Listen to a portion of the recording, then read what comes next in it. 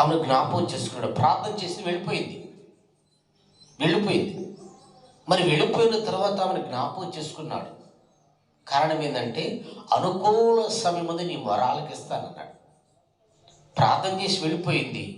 ఈరోజు ఆలకిస్తాడు, రేపు ఆలకిస్తాడు, ఇల్లు ఆలకిస్తాడని ఎదురు చూడలా.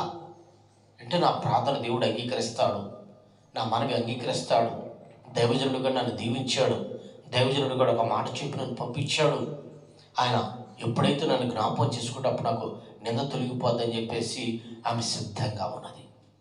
ఈరోజు మీరు ప్రార్థన చేస్తారు, కానీ ఆ సమస్య గురించి సంతోషించడం, దుఃఖపడుతూ ఉంటుంటారు, వేదన పడుతూ ఉంటుంటారు, బాధపడుతూ ఉంటారు. అందుకే మీరు ప్రార్థన చేసిన ఆ ప్రార్థన గురించి దేవుడు ఏమి చేయకుండా అట్లాగే నా సమస్య ఉంచుతాడు. ఎందుకయ్యా అంటే ప్రార్థన చేసి విశ్వసించి సంతోషించగలిగితే, ప్రార్థన చేసి